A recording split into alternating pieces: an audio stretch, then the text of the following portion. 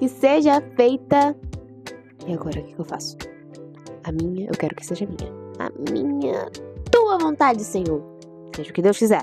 Quantos de nós já não nos pegamos nesses momentos, né? Que nós queremos que a vontade de Deus venha a ser feita.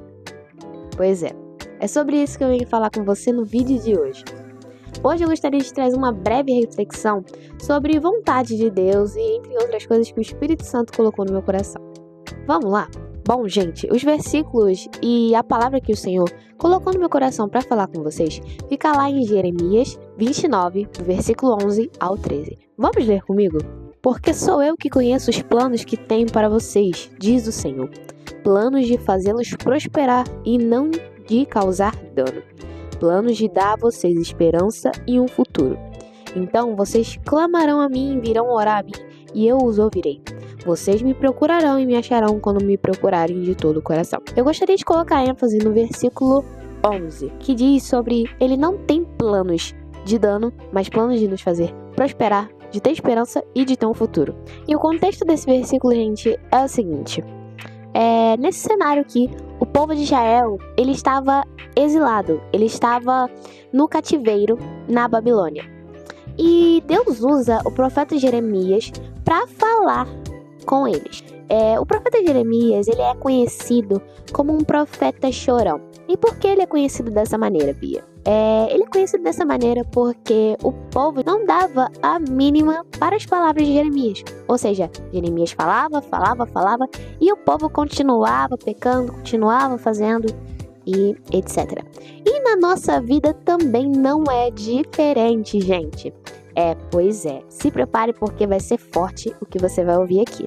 Muitas das vezes nós passamos por coisas, situações, porque nós não ouvimos a voz de Deus nos dizendo: não faça isso, pare, calma, se aquiete, descansa. Mas a gente quer fazer a nossa vontade e por querer fazer a nossa vontade a gente vai saindo na frente, não comunica o Senhor e a gente acaba pegando e fazendo do nosso jeito e por isso nós acabamos entrando em lugares que não são para nós, né? Entrando em coisas e situações difíceis. E mesmo assim, mesmo a gente desobedecendo a Deus e querendo fazer a nossa vontade em vez da vontade dele, ele teve misericórdia do povo e trouxe essa palavra dizendo: olha, os meus planos para vocês não são planos de causar dano, mas de prosperar, de trazer esperança e de trazer um futuro para vocês, sabe? Muitas das vezes a gente ora assim, falando: Senhor, seja feita a tua vontade, mas a gente sabe que no nosso coração a gente quer que a nossa vontade seja feita. E não é assim, entende? Não é assim. E o que tem a ver você falar de vontade, falar de plano, ver? Você tá me embolando toda a minha cabeça. Tem tudo a ver, gente. É que a gente tem uma mania muito feia de querer ajudar Deus. E por querer ajudar Deus, a gente entra em situações que, sabe, não valem a pena. Só que mesmo assim, nesses momentos, Deus tem misericórdia de nós e fala: cuidado aí. Entenda que fazer a vontade de Deus é melhor do que fazer a sua vontade. Renuncie. Deus está te mandando. Renuncia. Espera, descansa, mas renuncia você mesmo. Porque o evangelho, gente, ele não é um evangelho de barganha.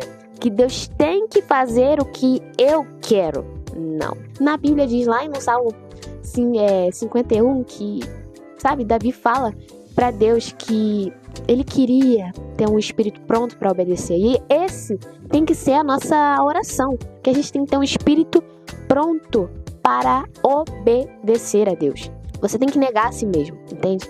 Deus está te mandando negar você mesmo. A sua natureza, o que você acha. Mas ele está falando para você: nega que os meus planos são melhores do que os seus. Se você negar aqui, lá na frente você pode ter o meu sim. Às vezes Deus fala não agora, para que amanhã você tenha um sim muito melhor de Deus. Entende? Nós não entendemos completamente os mistérios de Deus.